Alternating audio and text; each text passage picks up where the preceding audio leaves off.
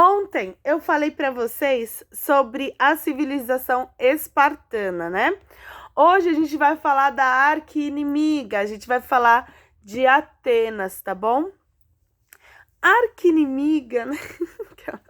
Mas é que eles não gostavam do outro, não iam com a cara, certo, amores?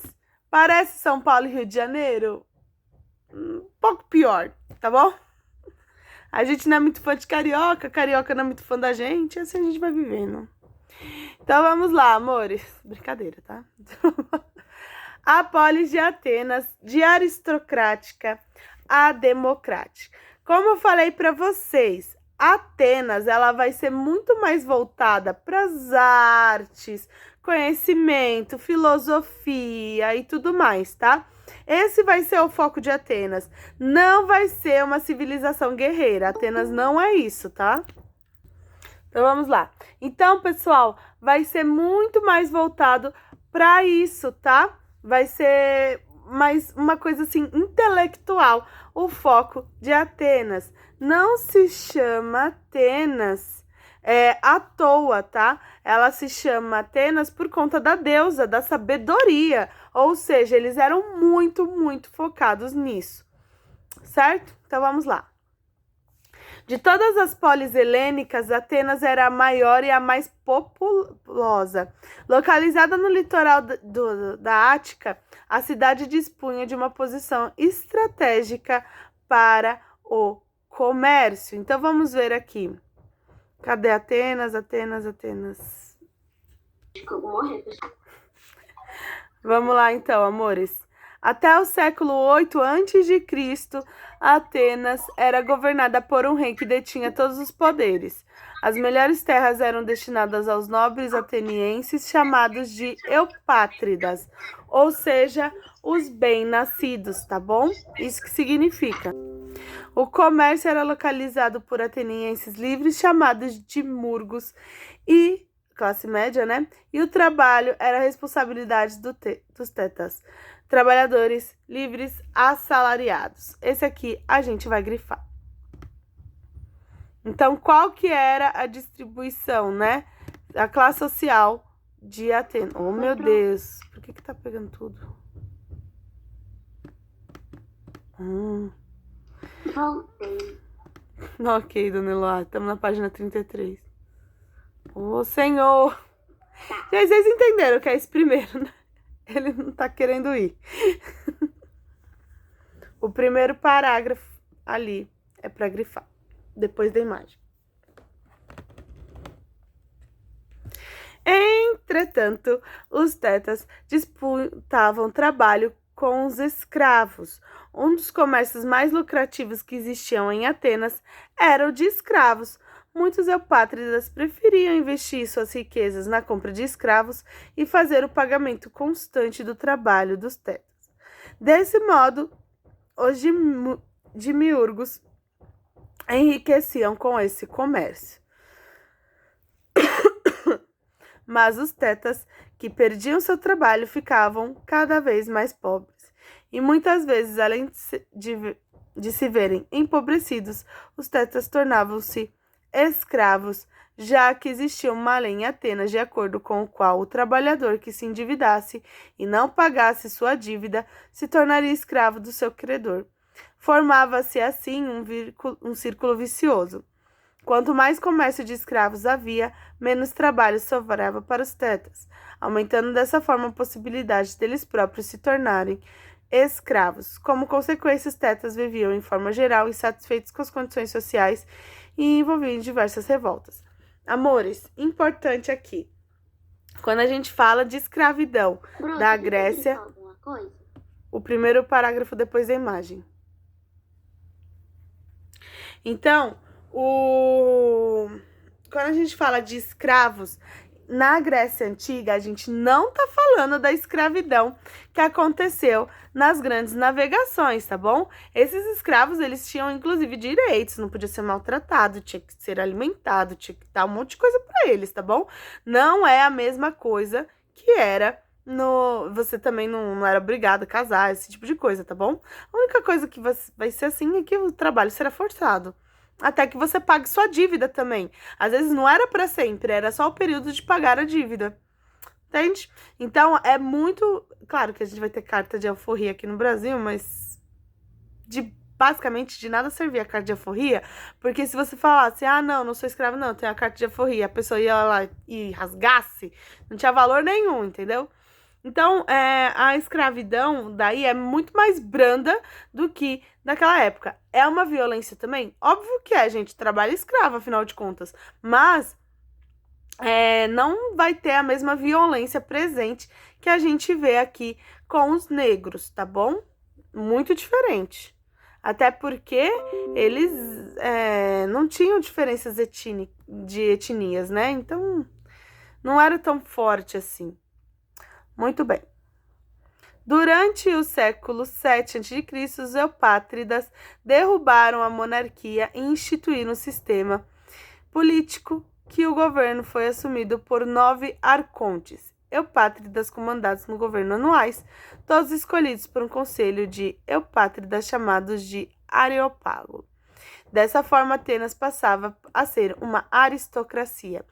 Esse aqui a gente vai grifar também. O que é uma aristocracia, gente? Vocês sabem?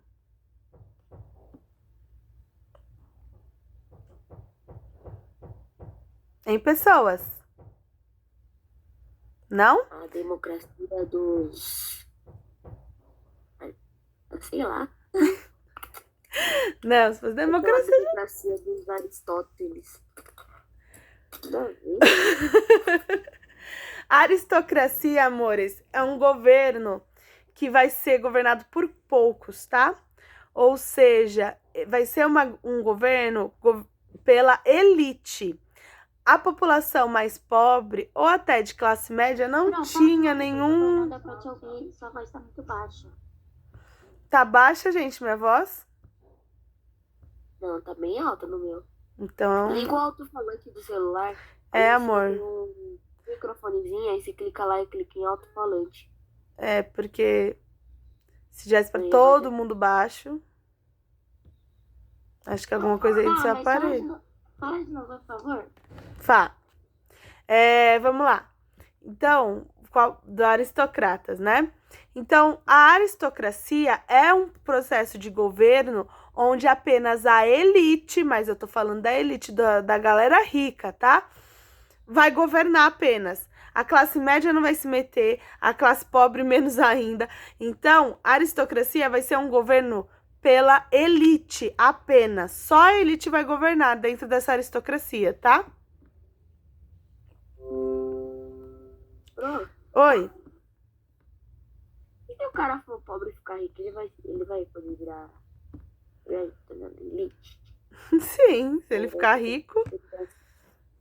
Como se ele continuasse pobre.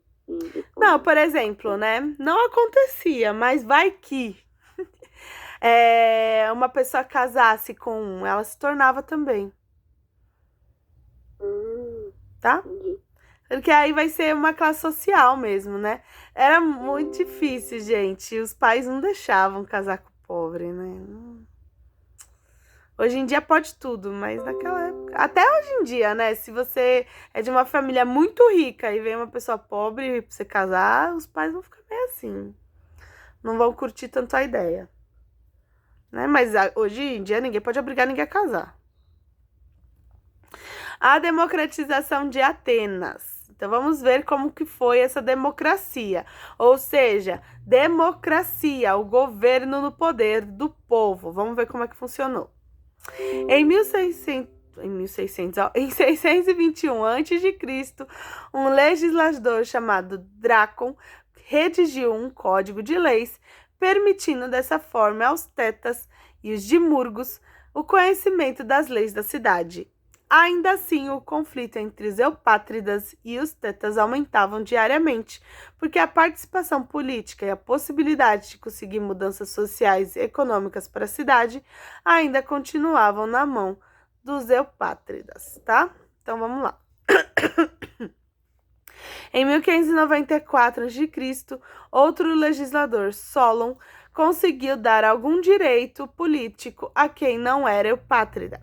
Saulo eliminou a escravidão por dívida e em sua época passou a existir, além do Areópago, a bule. Vamos ver o que era a bule. Bulê. A bulê era um conselho formado por 400 homens. Desculpa, gente. Filhos de pai e mãe atenienses, livres e proprietários de uma determinada riqueza que também se reuniam para discutir as leis da polis. Então, essa parte aqui a gente vai grifar o que era, tá? Essa aí pode colocar um amor, um coração, um chuchuzinho, um carinho, um que vocês quiserem.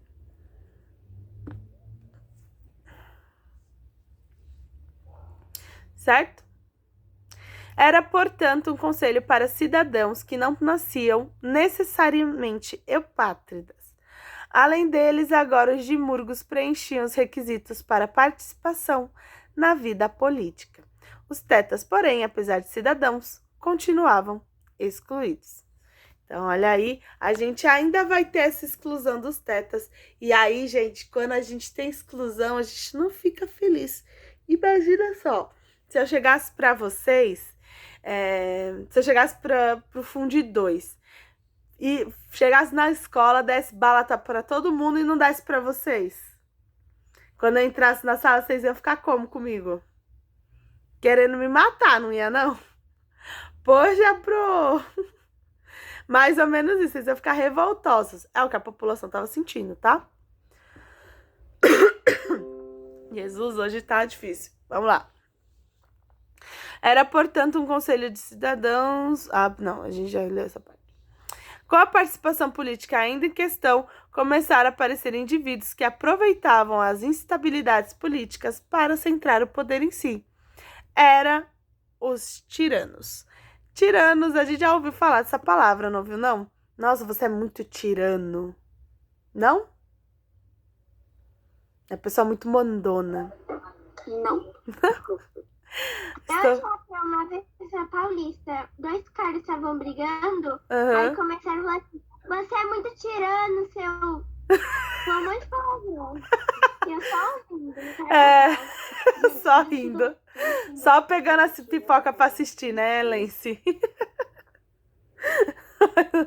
Mais ou menos isso, tá? Quando ele falou, você é muito tirano... Quando ele falou, você é muito tirano, ele quis dizer que você é muito mandão. Só você quer mandar, tá bom? Então, vamos lá. Em 1510 a.C., o último tirano foi derrubado e um legislador chamado Clístenes assumiu o poder com a intenção de procurar uma forma de estabilizar a política. Para alcançar essa estabilidade em Atenas, ele consolidou um novo sistema político, a democracia. Então, essa parte aqui a gente vai grifar também. Então, qual foi o intuito de Clístenes em estabelecer a democracia? Foi de estabilizar a política, tá? No seu governo, as leis da cidade passaram a ser discutidas e votadas abertamente pela Assembleia Popular. Qualquer cidadão do sexo masculino, exceto escravos e estrangeiros, tinha o direito de falar na Assembleia. Certo? Aqui a gente vai grifar também. Tá, então as mulheres não podiam falar. Não. Esse período da história houve poucas mulheres protagonistas, né? Diga. Por que lá no passado não tinha direitos iguais para as mulheres? Elas só tinham que passar roupa, cuidar do filho e cozinhar. Então, amores, porque a gente trouxe uma herança patriarcal. O que é isso? Em que o homem é o que vai gerar renda para a família, enquanto a mulher vai cuidar da casa, tá? Tanto que existem lugares onde a mulher não pode nem estudar.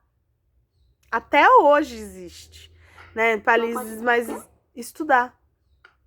Ah, é verdade. Até hoje existe, jura? Juro, países islâmicos, né, mais concentrados assim, mais religiosos. Ah, Sabe por quê? Porque quando a gente estuda, eu sempre falo isso pra vocês, estudar é um privilégio. Quando vocês estudam, vocês começam a ter pensamento crítico. Sempre, gente.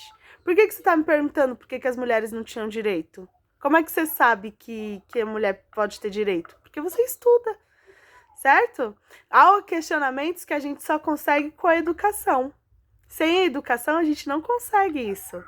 Imagina se você tivesse nascido num lugar onde a sua mãe só passa, cozinha, cuida da casa, e você se vendo nela, você também vai achar, não, mulher tem que cozinhar, passar, lavar roupa, não tem que trabalhar, não tem que fazer isso. Mas como você nasceu numa sociedade onde a mulher vai ter trabalho, sim, vai ter papel econômico, aí você muda esse conceito, tá bom? Aí nesse período, o homem que tinha que prover as coisas, tá bom? Eles vão ter essa raiz patriarcal muito grande dentro deles. A mulher foi feita para casar, para ter filhos, para cuidar da casa, enquanto o homem vai cuidar de outras questões, que não seja o lar. Nossa senhora, ridículo. Que bom que vocês acham isso hoje, mas naquela época eles não tinham isso, né? Eu não tinha Gente, a gente tá falando isso, ó, 2.700 anos atrás, né? A gente evoluiu muito. Oi. E ainda quando liberaram as mulheres para fazer as coisas, tinha regra. Tinha. É um absurdo, Pro. Não pode. Tem uma carta de um contrato de professora que eu li. Não foi tão velho assim, não, viu? Eu não vou lembrar quando foi. Mas, de quando era, né? Mas não era muito velho, não. Era tipo 1800, mais ou menos, no finalzinho do século XIX. Que falava assim, que a professora ela não podia fumar, ela não podia andar sozinha na rua, tinha que estar acompanhada. Se ela fosse andar de carro com um homem, ela só podia se fosse o irmão ou o pai dela. Eu vi isso. Ela não podia sair depois das 10 horas da noite, 8 horas da noite, só se fosse para algum evento da escola. Mas que ela não podia? Se ela casasse também, ela não podia mais exercer. Loucura, gente.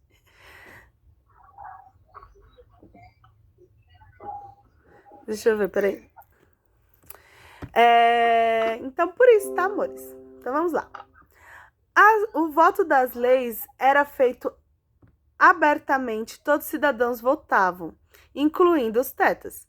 Os cargos políticos eram escolhidos por sorteio e os atenienses escolhidos dos eupátridas aos tetas tinham direito a uma remuneração enquanto estivesse no cargo. Então, olha só, aqui a gente não começa a ver o nosso sistema político, a gente começa a dar uma pincelada nele, não começa não? Não parece muito com o nosso? A gente tem cargos políticos. Claro que hoje vai ter presença de mulheres, mas, gente, coisa pouca, viu? Coisa pouca. Então, o pior é que ainda tem homem que pensa que mulher não consegue fazer nada, etc. Pois é, não entendo. Né? Mas a gente consegue ver como a mulher é capaz, porque os melhores países em questão contra o Covid-19 são governados por mulheres. Olha só que coisa. Que coisa. Isso quer dizer algo, não quer não? Eu conheço várias pessoas que falam assim, homem morre primeiro que mulher. E a gente pergunta por quê? Porque a mulher é mais forte da dose e ela pensa antes de fazer das coisas. Se homem pode ser feminista? Claro que pode. O feminismo, gente, ó, a gente vai ter várias vertentes, tá? Já que a gente entrou nesse assunto, a gente vai ter várias vertentes do feminismo, certo? O feminismo raiz, o true, não o Nutella, que são mulheres meio louconas também, né? A gente sempre tem os loucos do negócio. A vertente real é a busca do direito igual. A mulher só quer ter as mesmas oportunidades que o homem tem. Tá bom? Às vezes escolhem um homem para o cargo contra outra pessoa só pelo fato dela ser mulher. Então, isso o feminismo. Você lutar pra que a mulher tenha o mesmo direito que um homem tem, Lutar né? pelos direitos iguais, uai. É isso, direitos iguais, é isso. Claro que vai ter algumas feministas que vão fazer daí seu discurso de ódio. Isso que é errado, né? Não é porque você quer direitos iguais que você precisa odiar o homem também. Não é assim, oxi, que isso? Você quer inverter os papéis? Quer virar o tirano do homem? Né? Não dá, né? Não dá. Ou então quer exigir da mulher um comportamento que ela não quer ter. A gente... É direito da mulher escolher como ela vai ser. Eu posso ser feminista e ser dona de casa. E ser feliz sendo dona de casa. Eu não preciso trabalhar se eu sou feliz sendo dona de casa. Entende? É o direito da escolha da pessoa. Entendeu? Igual as mulheres recriminam a outras que depilam, vamos colocar. Assim, porque tem algumas feministas que elas não depilam. E outras que depilam. E é normal, porque é a escolha da pessoa. A gente luta pela escolha. A escolha. Eu posso escolher como eu vou ser. É isso. Entende? A gente não pode ser muito radical também. Se eu sou feliz assim, ótimo. Eu tenho que fazer porque eu quero, não porque a sociedade impõe, né? Mas, se eu tô fazendo porque eu quero, a pessoa tem que aceitar, não é isso? É essa a questão. Igualdade. Tá bom? Então, o homem pode querer também que as mulheres tenham os mesmos direitos. Claro que pode. E aí ele será um feminista. Uhum. Ô, Certo? Oi. Pro, tem um menino lá no TikTok que ele foi mega cancelado. Tipo, todo mundo odeia ele. Todo mundo odeia ele. Por quê? Por quê? Porque ele é mega machista. Quem é que tá ouvindo que tiro foi E ele esse? fala umas coisas muito nada a ver. Por exemplo, teve uma trend que lá no TikTok, aquelas coisas famosinhas, sabe? Que viraliza. Uhum. Então, fala assim, eu me odeio, mas não ao ponto de, e daí bota alguma coisa. Uhum. Ele falou, o primeiro vídeo que fez todo mundo começar a tretar com ele foi, eu me odeio, mas não ao ponto de ficar com mulheres que têm estria. Ah, eu vi. Daí todo mundo começou a botar... Pode perguntar uma coisa? Pode. Depois ele começou a perguntar Elô? um monte de coisa, né? Daí todas as mulheres foram lá e responderam pra ele. E ele mesmo assim não entende. Elô? Vou terminando por aqui. Façam a lição de casa. Na quarta-feira a gente corrige bonitinho. E é isso, tá bom, amores? Estão liberados. Um beijo e um queijo pra vocês. Até semana que vem. Tchau. Tchau.